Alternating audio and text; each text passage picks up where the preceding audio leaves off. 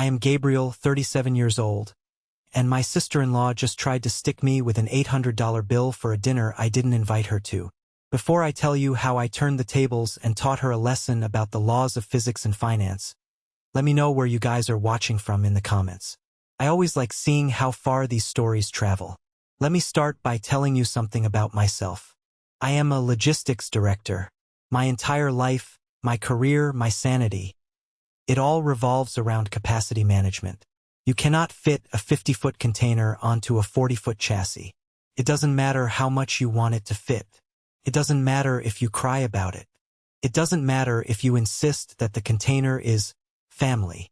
Physics does not negotiate, and neither do I. Tonight was supposed to be simple. Tonight was my son Leo's 10th birthday. Double digits. The big 10. If you're a parent or a grandparent, you know that 10 is the bridge between being a little kid and being a young man. It's a milestone. I wanted it to be perfect. I had planned this dinner with the precision of a military operation. I don't leave things to chance. I don't do ish. The guest list was curated. Me, my wife Sarah, Leo's 3 best friends from school, Sam, Mike, and Toby, their parents, 3 couples, and my own parents. That is 12 seats. 12 human beings. 12 place settings. I chose Luca's Italian Steakhouse. Now, for those of you who know good food, you know a place like Luca's isn't a chain restaurant where you can just slide some tables together. It's old school. Mahogany wood, dim lighting, waiters in white jackets who scrape the crumbs off the table between courses. It's the kind of place where you make a reservation 3 weeks in advance. Which I did. I requested the alcove. It's a semi-private space in the back of the main dining room. It has one long table, perfect for conversation, away from the noise of the main floor. I wanted Leo to feel special. I wanted him to feel like a king holding court. Everything was set. The appetizers were pre-ordered to hit the table at 6:45 p.m. sharp. Calamari for the kids, bruschetta for the adults. I had confirmed the head count with the restaurant twice. But there is one variable in my life that defies all logic. One variable that ignores capacity, budget, and common decency. My sister-in-law, Brenda. Brenda is 42 years old, and she is what people nowadays call the golden child. I call her a natural disaster. You know the type. She's the one who borrows money and calls it a gift when you ask for it back. She's the one who shows up to a potluck empty-handed and leaves with the biggest plate of leftovers. She believes the world owes her a living, and unfortunately, her parents, my in-laws, Robert and Susan, have spent 40 years convincing her she's right. I didn't invite Brenda. I didn't invite her husband, Todd. I didn't invite their 3 teenage kids. And I certainly didn't invite Brenda's best friend, Misty, or Misty's 2 toddlers who scream at a decibel level that can shatter glass. So, imagine my state of mind when I walked through the heavy wooden doors of Luca's at 6:30 p.m. I was adjusting my cufflinks, feeling good. I had my hand on Leo's shoulder. He was clutching a new Lego set I'd given him earlier, grinning that gap-toothed grin. Sarah looked beautiful, though I could feel her hand trembling slightly in mine. She always gets nervous before family gatherings, mostly because she knows her sister is a ticking time bomb. But I squeezed her hand. "It's going to be fine," I told her. "Brenda isn't coming. It's just us." Famous last words. I approached the host's stand. The maitre d', Marco, is a man I've known for 5 years. Usually, Marco possesses the calm demeanor of a bomb disposal expert. Nothing rattles him. He's seen spills, fights, and declined credit cards without blinking. But tonight, Marco looked pale. He looked like he was about to cut the wrong wire. He was sweating. "Mr. Gabriel," Marco said, his voice tight. He forced a smile for my son.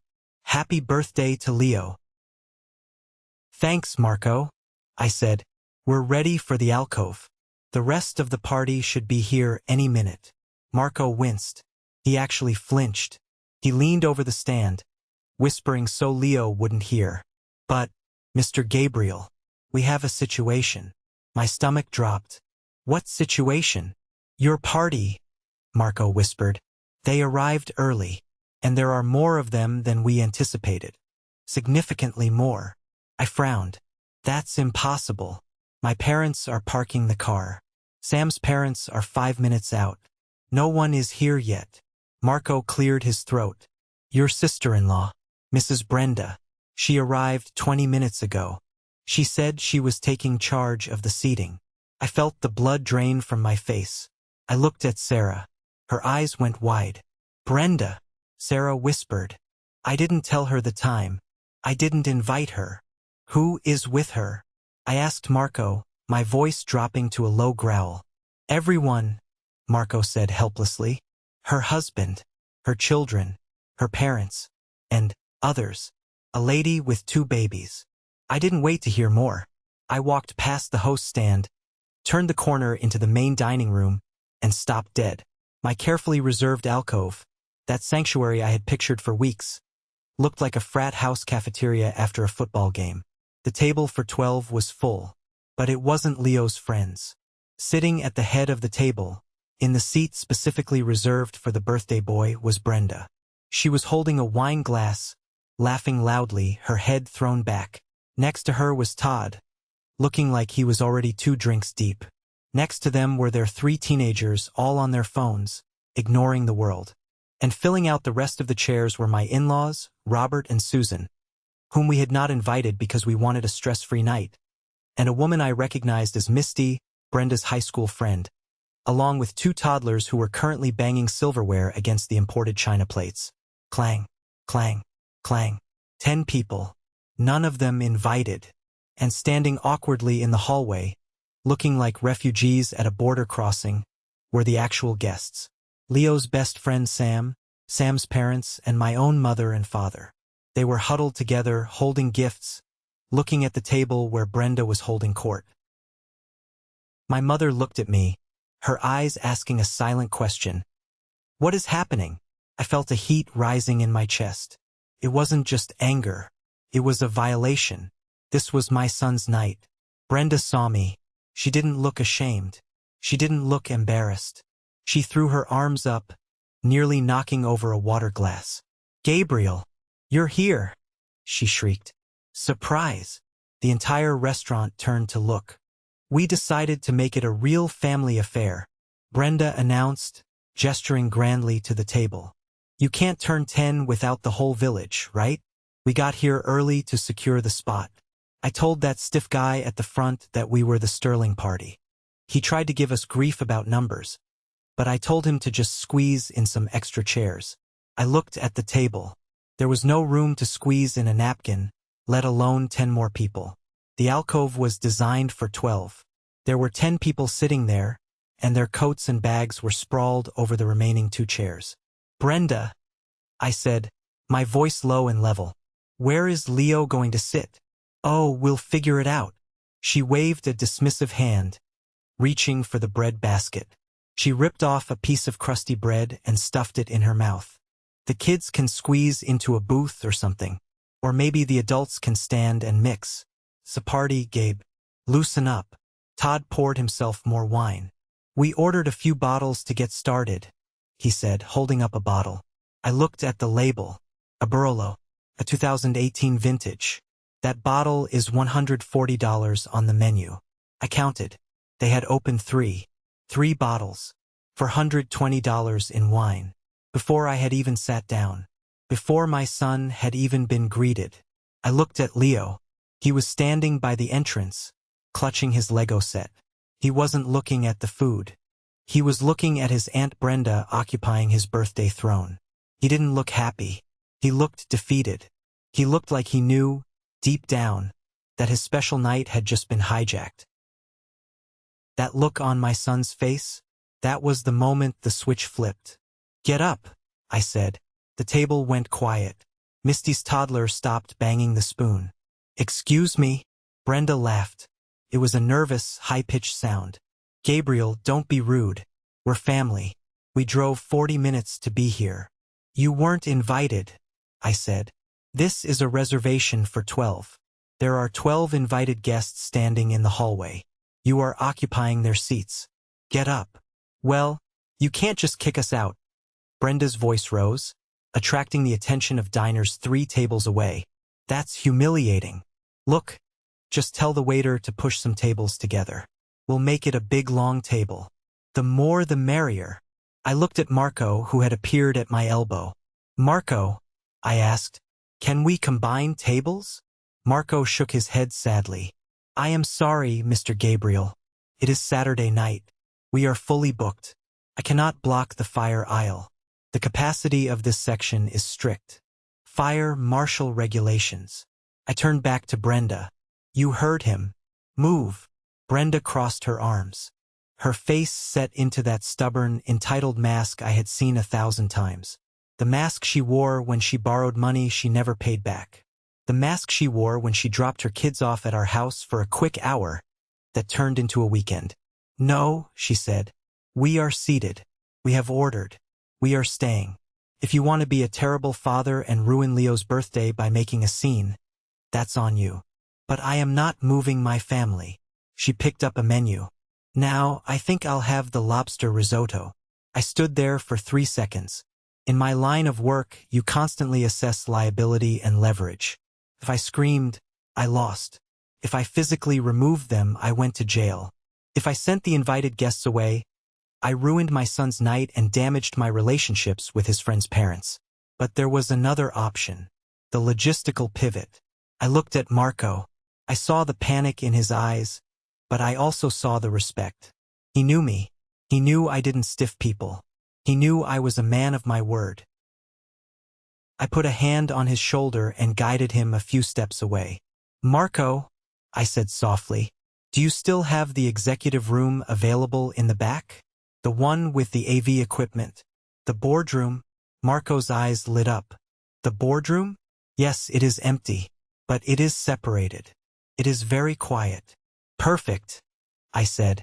Move the Sterling birthday party, the real one, to the executive room. Set it up for 12. Move the flowers.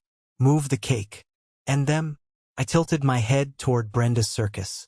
They seem comfortable, I said. Leave them exactly where they are. They are a separate party. Understood, Marco nodded. And the billing? This is the part where you need to pay attention. This is the moment I decided to let gravity do its work. I pulled my wallet out. I extracted my card. Not my personal debit card. My corporate black card. This card covers the party in the executive room, I said. The 12 guests I invited. No one else. Not a penny more. And table 4? Marco asked, glancing at the empty wine bottles Brenda and Todd were guzzling. Table 4 is an independent group, I said clearly. Treat them as walk-ins. Separate check. Do not authorize any charges to my card from that table. If they try to put it on my tab, you decline it. Is that clear? Marco smiled. It was a small, sharp smile. Very good, Mr. Gabriel. I will inform the server immediately. I walked back to the lobby. I gathered Leo, my wife, my parents, and the other families. Change of plans, I announced, putting on my best host smile. There was a mix-up with the main seating, but Marco has upgraded us to the private executive suite. Much more exclusive. Follow me. Leo's face lit up. A suite? Like for VIPs? A suite, I promised. Just for us. We bypassed the main dining room entirely. I led them down the side corridor, past the kitchen, into the quiet sanctuary of the back room. But before the door closed, I had to do one last thing. As we walked past the archway of the main dining room, Brenda spotted us leaving. Where are you going? She shouted, half rising from her chair. We found another table, I called back, cheerful and vague. You guys stay there. Enjoy the food. We'll catch up after dessert. Oh, great, Brenda yelled, sitting back down.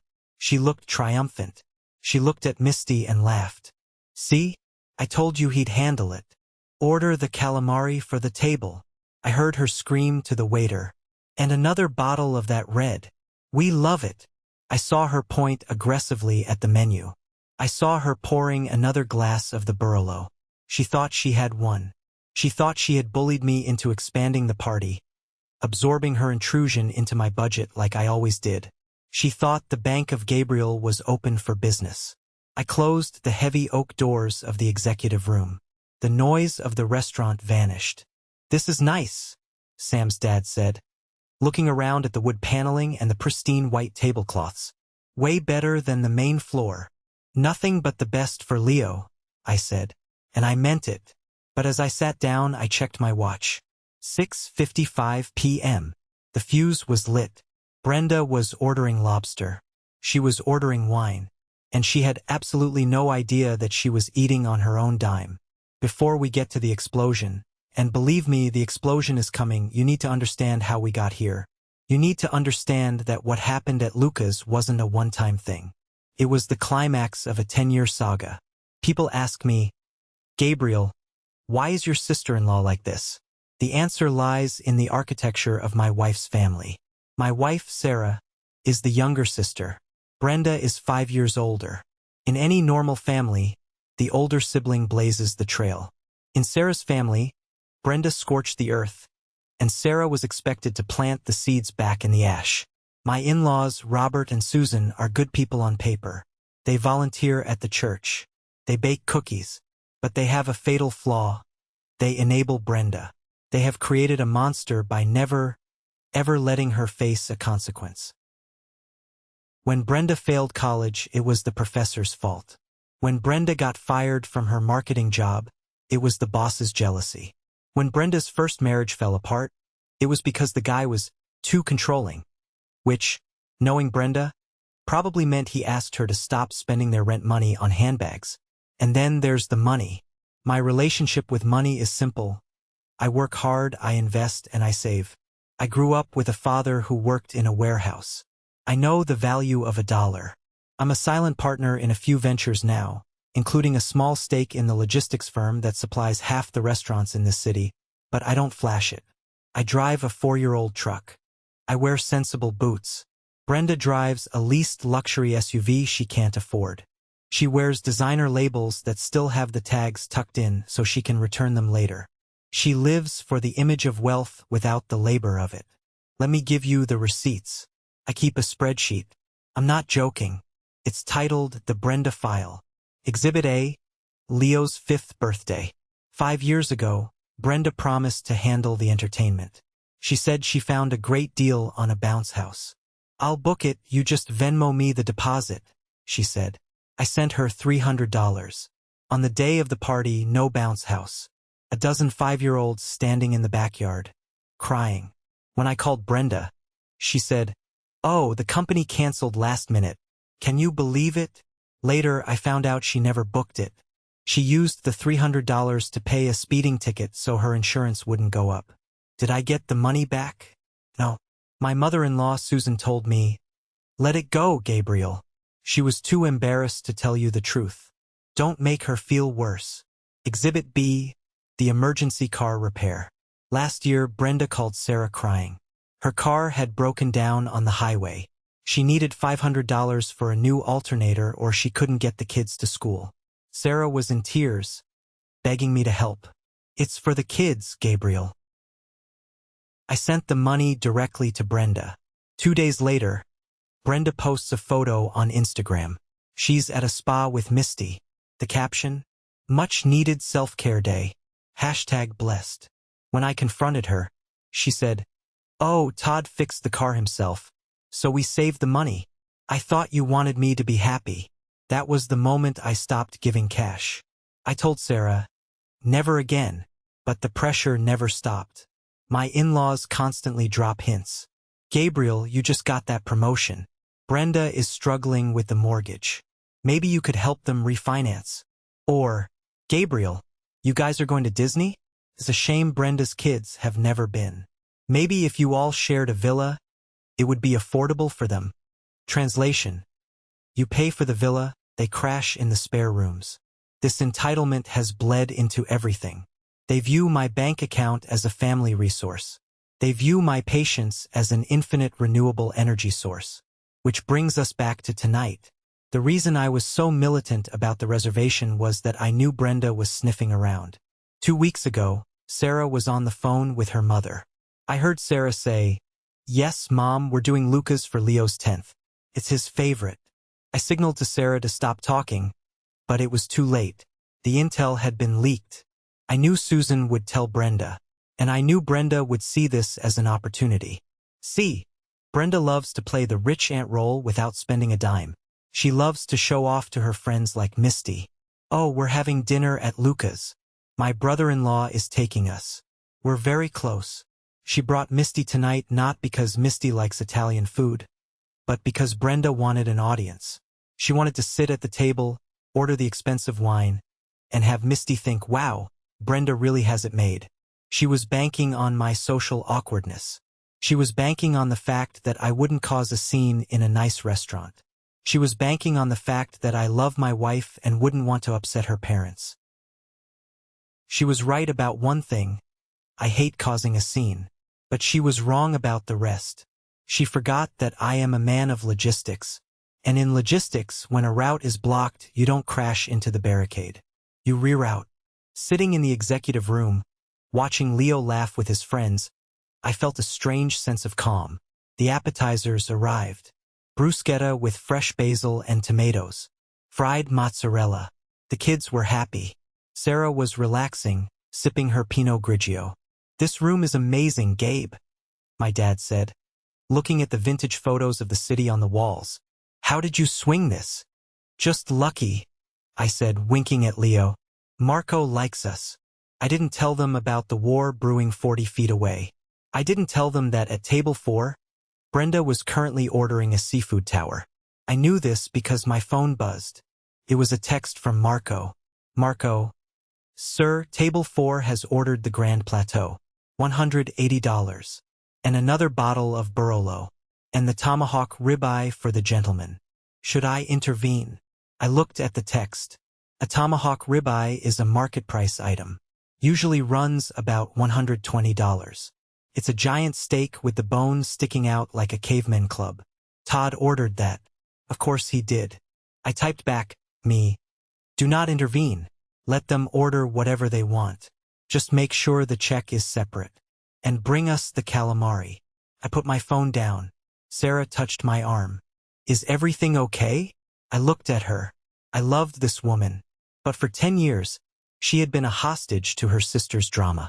Tonight I was going to set her free. Not by fighting, but by letting the truth land with the weight of an anvil.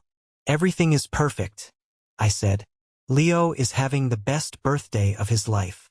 And he was. The waiters in the executive room were attentive. They treated Leo like a prince. They brought him a kitty cocktail with 3 cherries. They laughed at his jokes. Meanwhile, I could only imagine the scene at table 4. The gluttony, the arrogance, the cheers to us, toasts. Brenda was probably taking selfies with the Lobster, tagging me in them, captioning it, family dinner. She was eating my food. She was drinking my wine. She was celebrating her victory over me. She didn't know that she wasn't eating a meal. She was eating a loan application that had already been denied. The main courses arrived for us. Filet mignon for me, spaghetti for the kids, salmon for my mom. It was delicious. The conversation flowed. We talked about Sam's soccer game. We talked about Leo's grades. It was the peaceful, respectful family gathering I had always dreamed of. And the entire time, the clock was ticking. Tick, tick, tick. Every bite Brenda took was adding to the total. Every sip of wine was interest compounding. I looked at my watch. 8:30 p.m. They would be finishing up soon. The espresso machine would be firing up. And then the bill would arrive. I took a sip of my water. I prepared myself. Because when that bill hits the table, the screams are going to be loud enough to wake the dead. While we enjoyed the tranquility of the executive room, I need to paint a picture of what was happening at table 4. I know this because Marco filled me in later, and because I know these people better than I know my own commute. Table 4 was a spectacle. Brenda wasn't just eating. She was performing. When the seafood tower arrived, 3 tiers of oysters, shrimp, crab legs, and lobster tails sitting on crushed ice. Brenda made sure the entire restaurant saw it. She stood up to take photos. She made Misty pose with a crab claw. She was loud. Nothing but the best, she likely shouted. My brother-in-law insists. Todd, emboldened by the Barolo, was probably lecturing the waiter about the proper way to cut a steak. Todd is a man who works part-time at a hardware store but talks like he runs a hedge fund.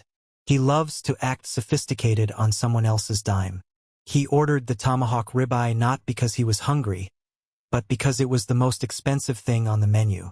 He wanted to feel powerful. And the kids? Brenda's teenagers were glued to their phones, barely looking up, shoveling expensive pasta into their mouths. They didn't appreciate the food.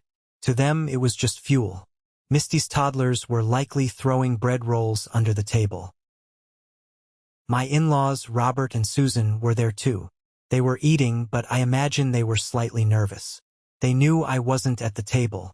They knew I had gone somewhere else. But Brenda had assured them, "Oh, Gabriel is just in the back room with the boring people. He told us to order whatever we want. It's all on one tab."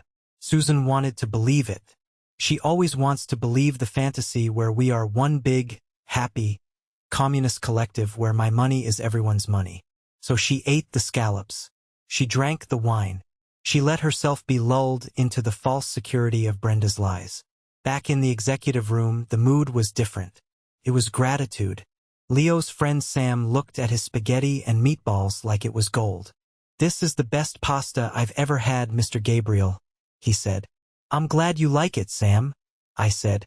"My dad says this place is really fancy," Sam said. "It is," I said. "But it's not about the fancy food. It's about who you eat it with." I looked at Sarah. She was relaxed. Her shoulders, usually tense whenever Brenda is within a 5-mile radius, were down. She was laughing at a story my dad was telling about his old fishing trips. This was what I was fighting for, this piece. And I knew that in about 45 minutes, I was going to have to defend it with everything I had. Around 9 p.m., we finished our desserts. Tiramisu for the adults, a giant gelato sundae for Leo. The waiters came in and sang "Happy Birthday." Leo blew out the candles. He made a wish. I hope he wished for a dad who has a spine because that's what he was getting tonight. After the cake was cleared, Marco knocked softly on the heavy oak door. He slipped inside, closing the door behind him. He looked like he had just seen a ghost. Or a murder. He walked over to my chair and leaned down. "Mr. Gabriel," he whispered, "could I have a word?"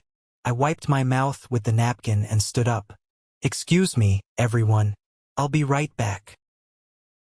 Sarah looked up, a question in her eyes. I gave her a reassuring nod.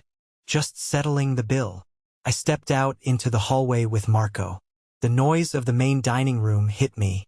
Clattering dishes, chatter, the low hum of a busy Saturday night. "The party at table 4, Marco said, lowering his voice. "They are ready to leave. They asked for the check to be added to yours." "And you told them?" "I told them exactly what you said," Marco replied. "I told them that the Sterling party in the executive room had already settled their bill, and that table 4 is a separate transaction. And," Marco winced, "and the lady, Mrs. Brenda, she is creating a disturbance. She says she refuses to pay. She claims you invited her. She is shouting at Kevin. She is demanding to see you." I checked my watch. 9:15 p.m. Perfect timing. "I'll handle it," I said. "Mr. Gabriel," Marco hesitated. "She is very aggressive. Do you want me to call security?" "Not yet," I said. "Let me talk to them first." "But Marco." "Yes. Keep the receipt for table 4 handy. I want to see the itemized list." "I have it right here." Marco handed me a leather folder. I opened it. I scanned the list. 3X Barolo 2018, $420. 1X Seafood Tower, $180. 1X Tomahawk Ribeye, $125. 2X Lobster Risotto, $90. Appetizers, sides, desserts, cocktails. Subtotal, $1,150. Tax, $90. Total, $1,240. My jaw tightened. They had spent over $1,000. Uninvited. Wait, I thought it was $800? "They ordered more wine after you left," Marco whispered, reading my mind. And a round of limoncello shots. Of course they did. I closed the folder. Okay, let's go. I walked down the hallway. I could hear Brenda's voice before I even saw her. This is ridiculous. This is illegal. You can't charge us. My brother-in-law is in the back. Go get him. He's the one with the money. I turned the corner into the main dining room. The scene was a disaster zone. Table 4 was covered in debris. Napkins crumpled on the floor. Wine spills on the white tablecloth. And in the center of it, Brenda was standing up, screaming at Kevin, the terrified young waiter. I am not paying this, she yelled. Do you know who we are? I am right here, I said. My voice wasn't loud, but it cut through the noise. Brenda spun around. Her face was flushed red from the wine and the rage. Her lipstick was smeared. She looked like a messy, angry toddler. Gabriel, she hissed. What the hell is this? This idiot waiter brought us a bill. A bill for $1,200. She threw her hand toward the waiter like he was garbage. He says you paid for your table but not ours. Brenda shouted. Fix this. Put your card down. We are ready to go. The entire restaurant was watching. The couple at table 5 had stopped eating their pasta. The businessman at table 6 was looking over his glasses. This was it. The moment of truth. I walked up to the table. I looked at the mess. I looked at the empty wine bottles. I looked at Todd, who was looking down at his shoes. I looked at my in-laws, who looked terrified. I glanced at the leather folder on the table. I said calmly, sounds about right. 3 bottles of Barolo. Tomahawk steak. Lobster. Inflation is tough, isn't it? Fix this, Brenda demanded, pointing a manicured finger at my chest. She poked me. Stop playing games. We are your guests. I swatted her finger away. You are not my guests, I said. I said it loud enough for the nearby tables to hear. I invited 12 people, I said. They are in the back room. You brought 10 uninvited people, hijacked a reserved table, and ordered without looking at the prices because you assumed I was a doormat. We are family, Todd chimed in, standing up. He swayed a little. He was drunk. You don't treat family like this. Family asks, I said, looking Todd dead in the eye. Parasites invade. Gasps from the nearby tables. Brenda's eyes bulged. How dare you? I don't have $1,200. Gabriel, we can't pay this.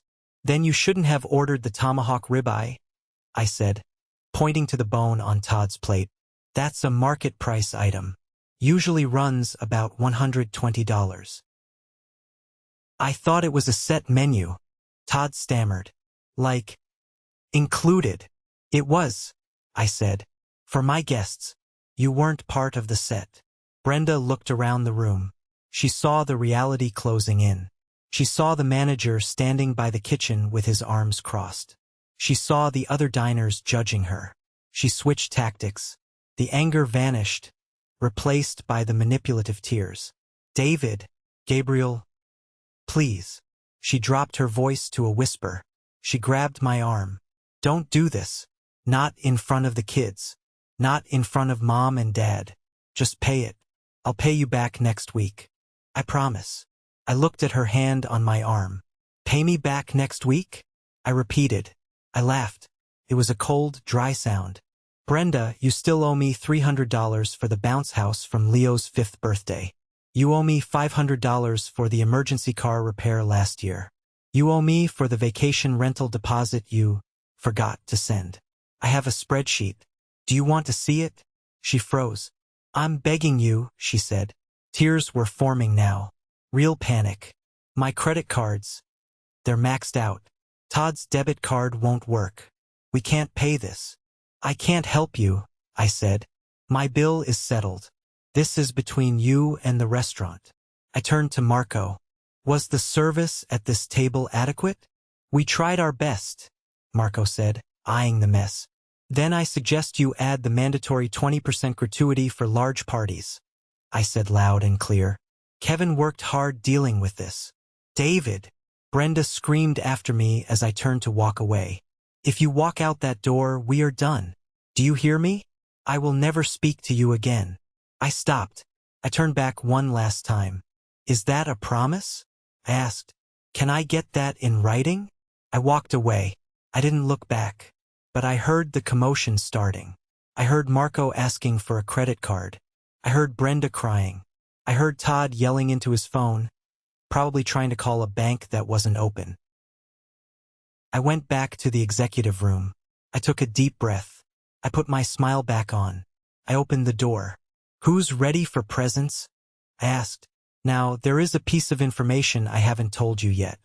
A piece of information that Brenda doesn't know. My in-laws don't know. Even Sarah only knows the half of it. Brenda called me rich because she thinks I have a good salary. She thinks I'm a corporate stooge who got lucky. She doesn't know that 5 years ago, I didn't just get a promotion. I bought in. My logistics company, Sterling Logistics, isn't just my employer. I own 15% of it. And one of our biggest clients? The restaurant group that owns Luca's. We handle their supply chain. We import their wine. We deliver their steaks. Marco knows this. The owner knows this. That's why Marco was so terrified when he saw the chaos. He wasn't just worried about a customer. He was worried about a partner. When I handed Marco my card earlier, it wasn't just a credit card. It was a corporate account that flags me as a Tier 1 VIP. I could have comped Brenda's meal. I have the authority to sign off on a business development expense. I could have waved my hand and made the $1,200 disappear. But I chose not to. Back in the executive room, Leo was opening his gifts. He got a drone from Sam. He got a science kit from my parents. He was beaming. This is the best night ever, Dad, he yelled.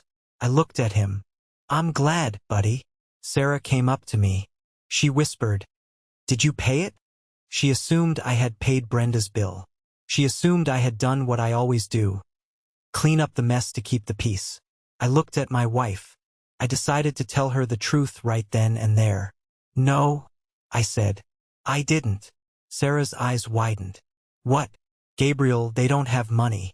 What will happen? They will figure it out, I said. They are adults. Todd is 45 years old. Brenda is 42. If they can order $100 steak, they can figure out how to pay for it. But Mom and Dad, your parents are part of the problem, Sarah, I said gently. They are sitting there drinking wine they can't afford because they think I'm a safety net. Tonight, the net is gone. Sarah looked torn. She looked at the door. For a second, I thought she was going to run out there and hand them her own credit card. But then she looked at Leo. She looked at how happy he was, completely oblivious to the toxicity just a few walls away. She took a breath. Okay, she said. Okay. It was a small word, but it was a massive victory. We finished the party at 9:45 p.m. Now, the logistical challenge was extraction. How do I get 12 people out of the restaurant without walking past the crime scene at table 4? I flagged Marco down again. Is there a back exit? Through the kitchen, Marco said. It leads to the staff parking lot. I can have the valets bring your cars around to the back alley. Do it, I said. We led the group through the kitchen. The kids thought it was an adventure. Wow! Look at the giant stove, Leo shouted. The chefs waved at us. We stepped out into the cool night air of the back alley. The valet was there with our cars. As I was buckling Leo into the back seat, I heard faint shouting coming from the front of the restaurant. It was Brenda. I could hear her screeching voice echoing off the brick walls. This is theft. I'm calling my lawyer. Brenda doesn't have a lawyer. She has a friend who is a paralegal. My mother-in-law, Susan, came up to my window before getting into her own car. She looked shaken. Gabriel, she said. We didn't know. Didn't know what, Susan? That you weren't paying. We thought. Brenda said. Brenda lied. I said. Brenda always lies. And you always believe her. Susan looked down. But they are in trouble inside. They can't pay. They might call the police. Then maybe Brenda should sell her Gucci bag, I said. Good night, Susan. Drive safe. I rolled up the window. I pulled out of the alley. As we drove past the front of the restaurant, I couldn't help it. I glanced over. I saw a police cruiser pulling up. Blue and red lights flashing. I saw Marco talking to the officer. I saw Brenda waving her arms. Don't look, I told Leo. Just look at your Lego set. Okay, Dad, he said. We drove home in silence. But it wasn't an awkward silence. It was the silence of relief. The silence of a bomb that had been defused, dismantled, and left behind. We got home around 10:30 p.m. We put Leo to bed. He was clutching his new drone, asleep before his head hit the pillow. Sarah and I sat on the couch. I poured us both a glass of cheap wine, the $12 bottle we keep in the fridge. Tasted better than any Barolo I've ever had. So, Sarah said. The police. I saw lights, I admitted. Sarah's phone had been buzzing for the last hour. She had turned it over. Now she flipped it up. 42 missed calls, she said. Brenda, Mom, Todd, Misty. Don't answer, I said. She stared at the screen. A text message popped up from Brenda. Brenda, you are a monster. I hope you feel good about yourself. A rich man stepping on the poor. The police are here. You humiliated us. Sarah read it out loud. Her voice trembled. Are we monsters, Gabe? No, I said. We are teachers. And tonight was a very expensive lesson. I took the phone from her. Let me reply, I said. I typed, me. I'm not rich because I step on the poor. I'm comfortable because I don't buy $140 wine when I have $40 in the bank. You humiliated yourself. Brenda replied instantly. Brenda, Mom is crying. You ruined the family dynamic. I typed back. Me. Mom is crying because she raised a daughter who thinks theft is a love language. I hit send. Then I looked at Sarah. Block them, I said. Just for tonight. Give yourself peace. She did. The full story of what happened inside the restaurant came out the next morning. My mother-in-law, Susan, called the landline, the only number we hadn't blocked. She was crying. Apparently, Brenda and Todd didn't have the money. Not even close. They had 3 maxed-out credit cards. Todd's debit card was declined for insufficient funds. They spent an hour trying to call friends to Venmo them cash. They called everyone. They even called Brenda's ex-husband. No one picked up. Eventually, the restaurant manager, Marco's boss, got tired of the scene. He told them he was pressing charges for theft of services. That's when the police arrived. To avoid being arrested, Brenda had to make a deal. She had to leave her driver's license and her iPhone 14 Pro Max with the manager as collateral. Todd had to leave his watch, which was a fake Rolex, but the manager didn't know that yet. They were given 24 hours to return with the cash or the restaurant would file the police report. But here is the kicker.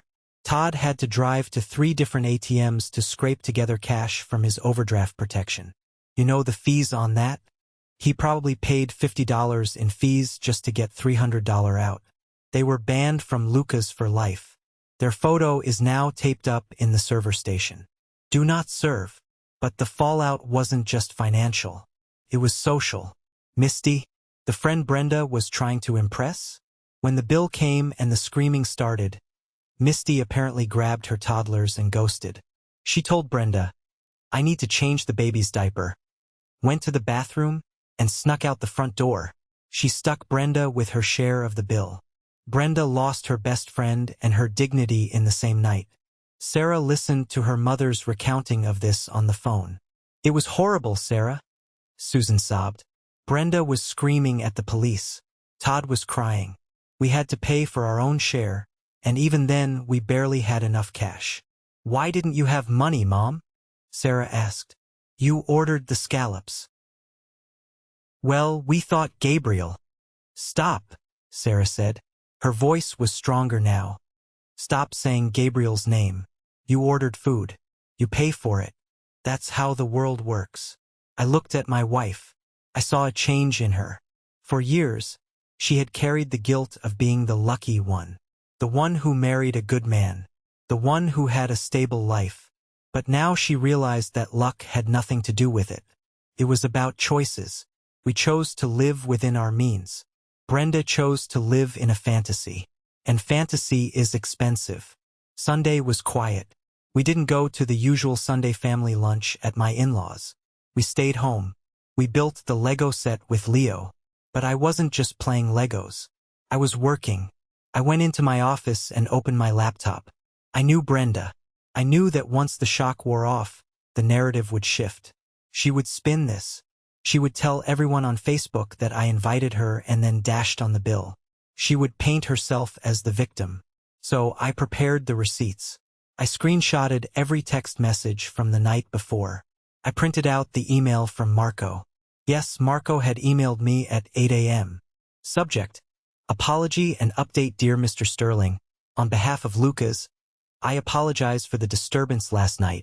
Your party in the executive room was a pleasure to host. Regarding the walk-in party at table 4, the bill has been settled in cash this morning by Mr. Todd.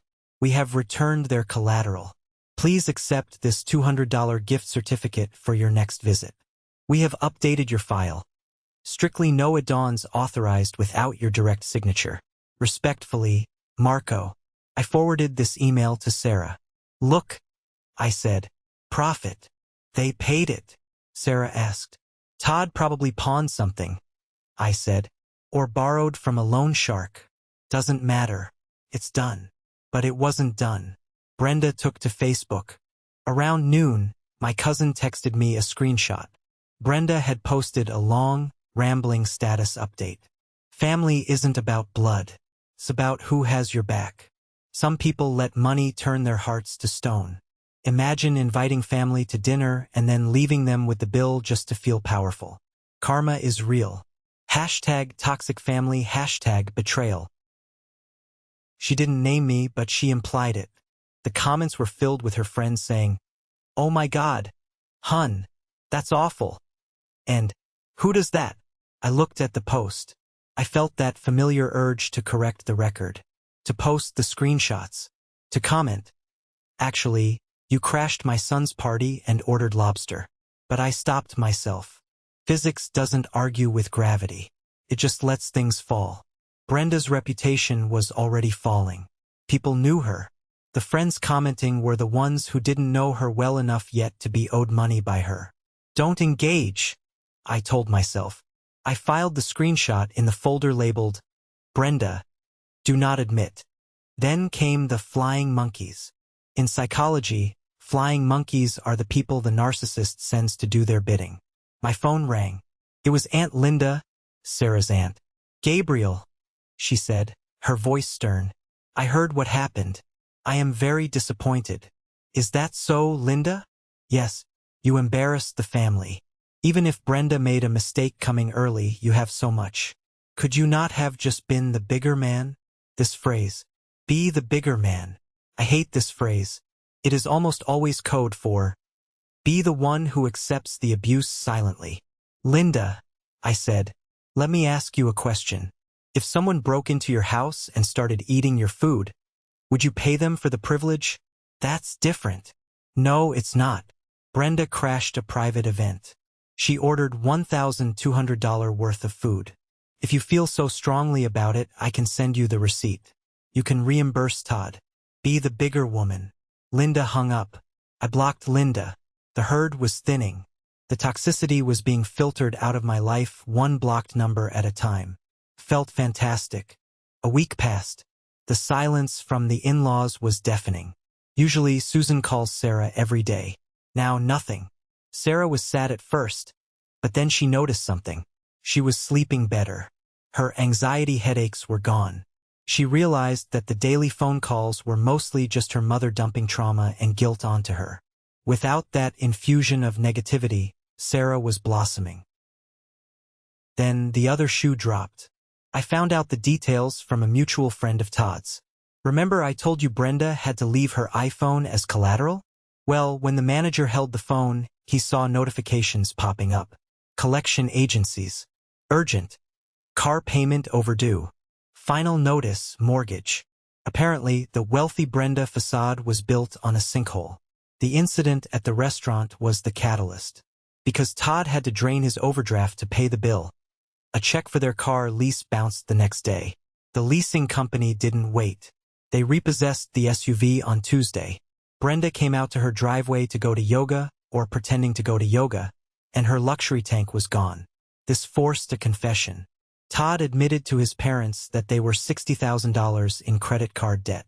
The in-laws, Robert and Susan, were horrified. But they were also tapped out. They couldn't bail them out this time. The golden child had finally tarnished. Sarah got a call from her dad, Robert, on Friday. He sounded old, defeated. "Sarah," he said, we know about the car." "I heard," Sarah said. "We were wrong," Robert said. It sounded like it hurt him to say it. "We spoiled her. We thought if we just helped her a little more, she would get on her feet. But she never does." "No, Dad, she doesn't. Your husband, Gabriel, he was right," Robert said. "It was harsh, but maybe it was necessary." Sarah cried after that call, but they were tears of relief. The spell was broken. She looked at me. "You saved us," she said. "If we had paid that bill, they would have done it again at Christmas, and next birthday, and graduation." "Physics," I said. "Every action has an equal and opposite reaction." I just stopped absorbing their impact. We didn't see Brenda for 6 months.